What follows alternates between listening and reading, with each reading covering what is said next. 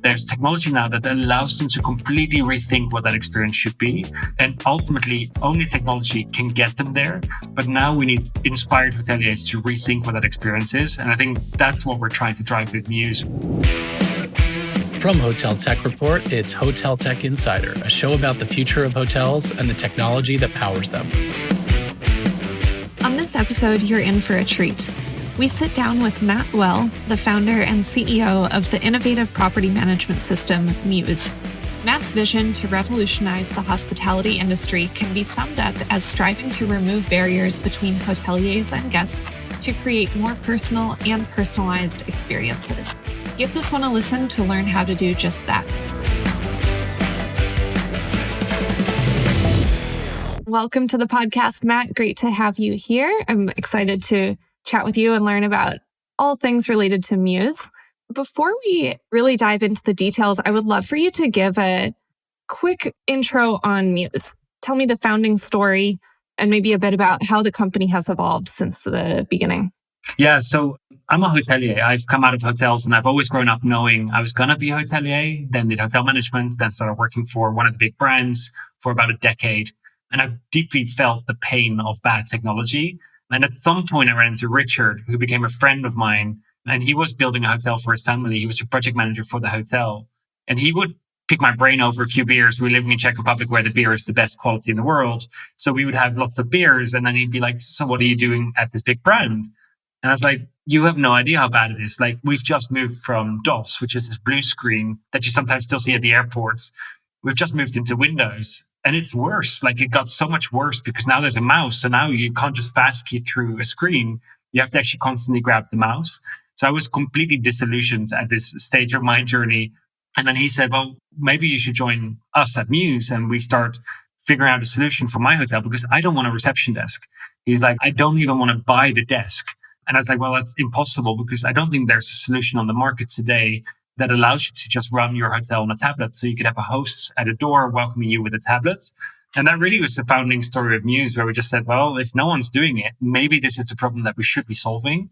So there was iPhones in the world. Like, there was no reason why hotels should be running on these old systems, but that just was the world at the time for hotels. And I think it goes to the inertia that we feel as an industry, like, oh, it's not broken. It's fine. The system's done the job for 20 years. Why would I change it now? And we're like, no, it's broken. And it's been broken for a while. And we're really showing that now with Mews, where we've really helped digitize huge amounts of these manual processes. Like, the experience that you get in a hotel when you walk in is, welcome to the hotel. Can I have your passport and your credit card? And then here's a reg card that you have to fill in by hand. And then I'm going to retype that myself into a system. It's just crazy that we're still doing that today. But most of it is because these systems are built for data entry. Well, we could capture that data in much smarter ways nowadays. So it is absolutely broken. It's just that not everyone has yet seen the light. And what would you say are some of the highlights in the decade or so that Mews has existed? Like, where have you seen the growth really start to happen? What are those inflection points? So the first few years were very hard because we stupidly didn't really know how hard it was going to be to build a property management system. And we serve in the hotel everyone you can imagine, like the housekeeper, the revenue manager, the front desk agent, but also the front office manager, the GM.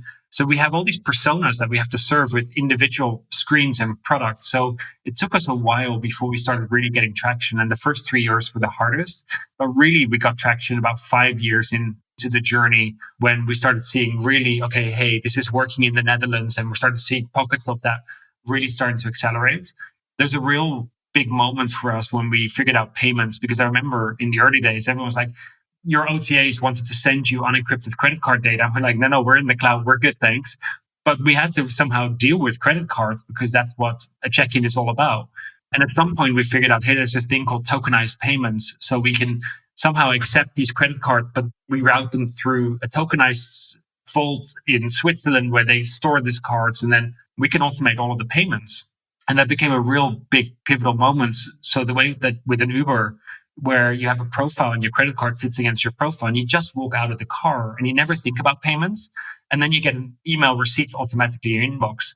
That's literally what we've done for hotels. We've made payments completely automatic, but the workflows are much, much harder because you get virtual cards. Sometimes there's a prepaid rate, sometimes it's a flexible rate, sometimes there's a deposit. So the workflows are really hard. But once we figured that out, that became a really pivotal moment for growth for us because we make some revenue from that. And another big moment was really the open API. We were the first to really publish our API on our website because I remember when we wrote it and I asked the developer, do you mind if I just publish this on the website? Because at this time, we didn't have money to have web designers. I did our own Squarespace websites. And I said, do you mind if I just publish it and see what happens? And he's like, no, you're crazy. And at some point, we convinced him to allow us to just stick it on the website.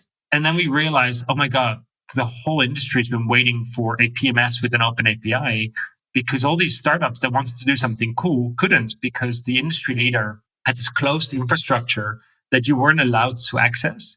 And we put it on the website. And then suddenly all these startups started building around Mews that suddenly could get access to this really valuable reservation and guest data. And suddenly you had upsell solutions and new revenue management solutions come out. So the API became this real growth point. And we now have over, I think, 1,100 integrations on our marketplace. And that really was because we pushed that conversation very early on. And it's so important for a hotel. We see today, if you're an SMB hotel, you have probably 6 integrations. If you're mid-market, you probably have 12 to 15 integrations. And in every country, there are 15 different integrations because those are a lot of local solutions. So you've got to get that open API. That was really pivotal. I'm curious, as you're thinking about building your own product, how do you think about which features to build yourselves versus partnering with a really strong API partner? So like payment processing, is that part of Mews' own technology or is that a partner that's integrated? Yeah, so we work with Stripe and with Adyen as the payment providers behind it. And we've completely white labeled this deeply into the system. So we get often a hotel who's like, oh, I've got a local bank that I'm working with. Can you just integrate that? And we're like, no, this has taken multiple years to really think about like the workflow of a virtual card saying, okay, if it's virtual card from this OTA, then you can only charge on checkout for this particular amount. Like those workflows are so complex. It isn't just plug in another local bank. And it's taken us years to build that. So that really became a build solution where we built the entire infrastructure inside our tech stack. Whereas, for example, channel management or distribution, we're like, they're great players out there. And 95% of our hotels have a channel manager or a central reservation system integrated. And like, there's not much innovation that I can bring to that category. So we're just like, let's just partner with the greatest in that particular category. And we always think when we want to build something, could we innovate it? Is there real space to drive a different narrative, a better integration? One of the first acquisitions we did was about 3 years ago, which was a point of sale called Bison, was a fantastic product. And we thought we really need a point of sale because there are such unique workflows in hotel restaurants and hotel bars that you don't have when you go to the Starbucks down the road, where it's just, you say something, you order it, and then it gets served and then you're good to go. Whereas in hotels, it's like room service. How do you do poolside service? The breakfast room service. There's so many unique workflows that we thought we've got to bring that in-house so that we really build something custom for hotels that deals with those situations. And that's how we think about product build or buy. Why do you think hotels are slower to adopt some of these newer forms of technology? Changing like a system, like a property management system, is like open heart surgery because you don't close the hotel to just change the systems during the day. You do this whilst you're running the hotel. And if anyone has gone through a PMS change in the last decade, it was awful. Like I've gone through this when I worked in hotels.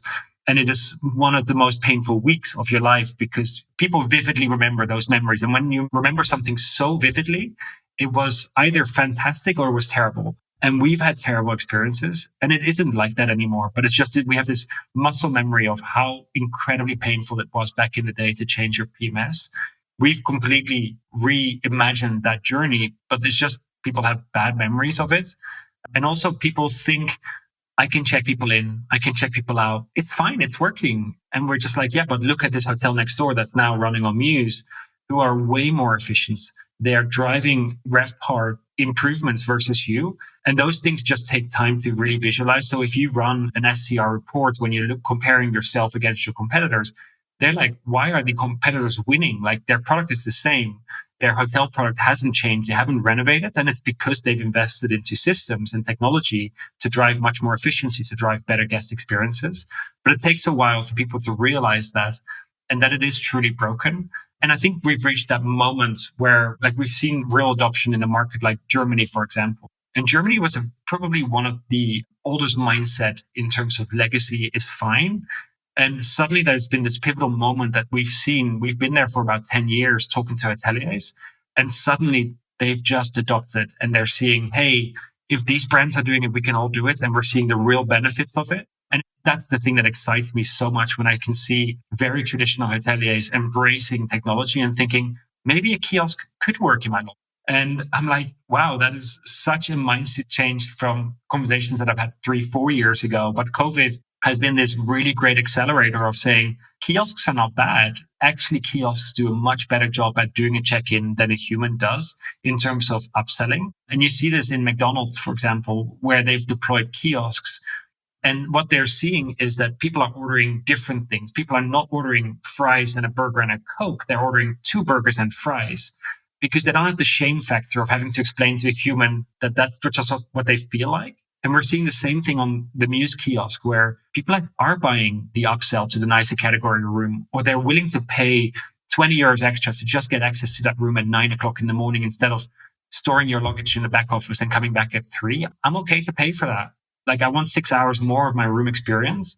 Just embracing that kiosk experience. And that would not have happened pre-COVID, to be honest.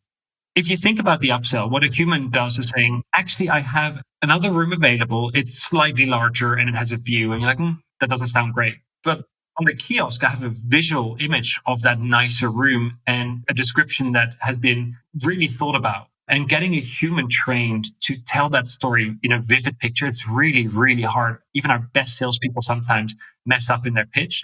The kiosk never messes up. That you've really curated that content in the right way. And, I love the human upsell experience. When it happens to me and they do a really good job, I appreciate it. But it is so rare that it happens in the right way. But when you productize it, it's pretty consistent. One challenge that I hear from many hoteliers is that all this data exists. The hotel knows who you are, why you're traveling, where you live, how old you are. Like all this data is there. But it's really hard to operationalize and turn that data into a personal experience. How do you and your team at Mews think about enabling hoteliers to use that information? So it was really hard, but it isn't anymore. 2 years ago, when large language models came to market, those models, all they do is just consume huge amounts of information and give it back to you in a digestible way. And that's how we thought about integrating AI into our products, where we're like, right, let's just make sure that we look at the historic stays. What did they spend? Did they buy an upsell? Are there notes about dietary and allergy restrictions? And we read all of that and on the future reservations. And then we consume it and then we feed it back. We added these new smart tips where we just say, let's give it back to them in a tweet size, where we just say, hey, Matt's allergic. He complained last time. He was promised an upgrade. And then it becomes actionable. So right now we add the tweet size kind of smart tip in the product. But in the future, and this is a near future, we could actually say, create a task for housekeeping to remove the feather pillows from the room.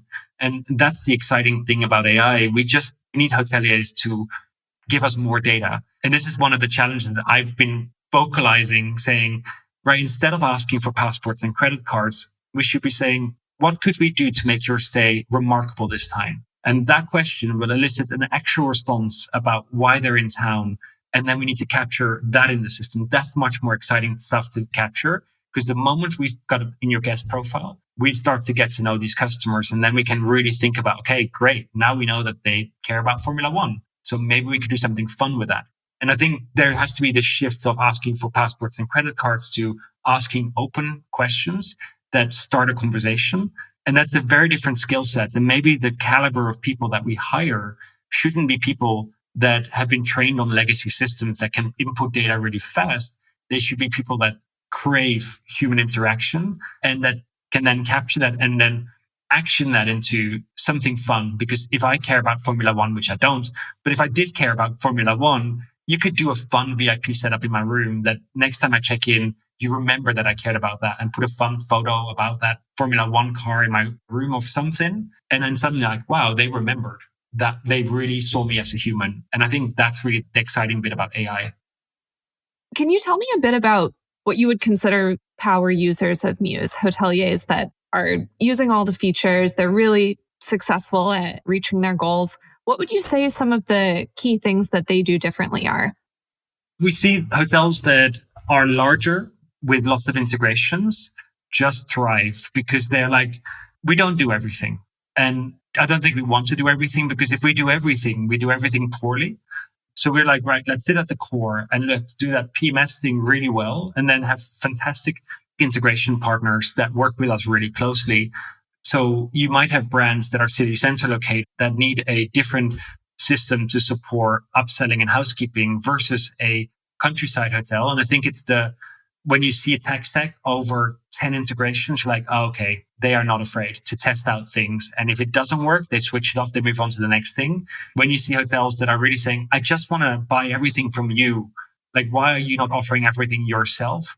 That type of customer, I'm like, that's hard, because they're not going to try new things. They're not going to push the boundaries of what you could do with technology. So that's why we're really saying, okay, you should be out test driving everything. If you have a free trial, great, switch it on for 30 days. And if you don't like it, there's probably 10 other options in the marketplace until you find the thing that works best for you.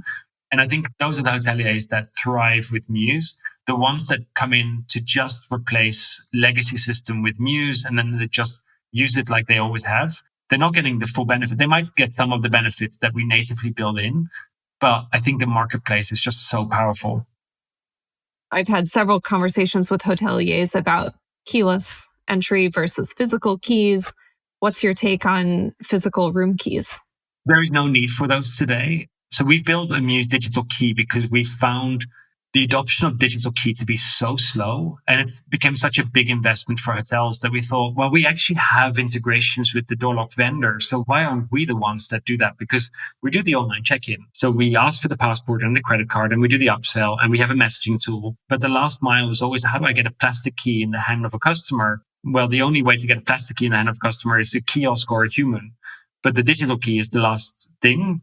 And we thought that was the last kind of bastion that we had to kind of conquer. And we did. We now deployed with Assa Abloy, their latest locks, Visual Online and Vostio, so that we can just literally deploy digital key.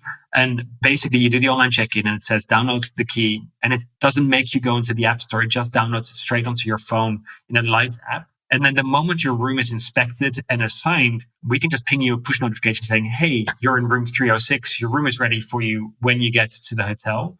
And that's a much better experience than having to go to the hotel to be told that your room is not ready, to store your luggage, and then to come back at 3. And I think that's the thing that excites me about the digital key so much. And I think not everyone will always embrace it, because some people just like to come to the reception, but it's more about providing choice for guests, saying, if you're a business traveler and you just want to get into your room as fast as possible, great, here's the digital key product. But if you're a leisure customer, we freed up that queue at the reception desk so that they have actual time to spend with you. And we can give you that plastic key because we've now had a real conversation, but we're just trying to make the whole flow efficient and giving choice to customers. How would Apple Wallet help to unlock this problem? I think the Apple Wallet solution is so well done. Like the way that you don't even need your phone to be charged. You just hold it against the lock and it opens it. It's beautiful. And we are under NDA, so I can't really talk to what we're doing. But what's known publicly about the Apple Wallet, I've been blown away by, because it's so smartly done. Like even if your battery dies, you can still get into your room. And that's always been the biggest question around digital keys. Like, what if my battery dies? Which is very rare nowadays because phones have decent batteries. Like I never have a battery loss on any of my devices anymore, but at least it's ticked that box. So I think that is definitely the best and smoothest solution that I've seen so far. One other product I wanted to ask about is space, event space, public spaces within a hotel. How do you think about enabling hoteliers to monetize those spaces more effectively? Love your question, because I'm deeply passionate about this. Like the most expensive real estate of the hotel is that beautiful lobby. And then they stick a reception desk in the middle of the lobby and they make no revenue from the best real estate in the hotel. And I think we've got to reimagine what a lobby could be. And some hotels that are very business focused, that could be a co-working space where you rent out desks in the lobby, but you also get a vibe from it with a coffee shop. And suddenly that very boring, empty space with a few sofas could turn into a buzzing kind of local community. And I think that's really how we should think about spaces. Like, is this the most optimized usage of this space? Could we flip it? Could you turn a space from a meeting room to a different type of event space at night? How do we drive revenue at the poolside? Why am I always looking for that waiter when I'm lying by the pool my holidays? Why don't you just put a QR code on my deck chair that allows me to just order? And you might not need a waiter, but when I'm ready to buy something, you can just deliver the order to me without me having to wander around the pool looking for the waiter. And it's really thinking about every single square foot, square meter of hotel space and thinking, is this the most optimized usage for this hotel?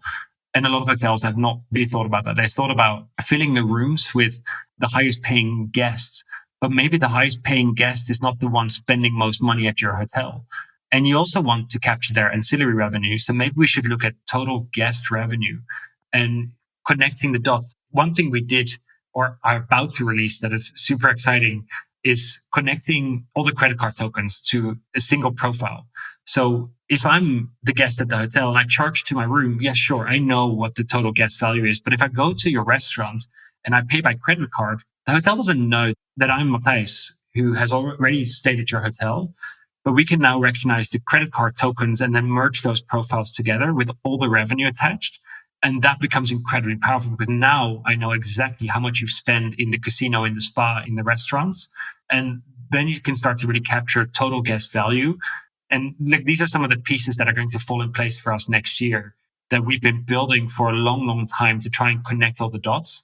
But when I can show you what Mr. James spends at the hotel versus Mrs. James, maybe we should be targeting Mrs. James because she spends much more at the different facilities of the hotel.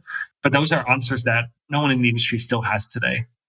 My husband and I, we don't really travel together often, but when we do, I wake up at 5 and he wakes up at 8. So for 3 hours, I'm sitting in this dark hotel room thinking, I wish that there was a space that I could just go to work. And I don't. And one of the workflows that you could have is you can have a chatbot integrated like a Runner AI or a Book Boost that the moment you check in, it pings you a message saying, hey, if you want to book a cowork, here's a link to book a desk in the lobby. And that's a great way to completely automate that entire journey. And it could ping that maybe only to people that are there for hybrid stays or dual occupancy because they know that one person might wake up early, for example. But you can automate those workflows today with these great integration partners.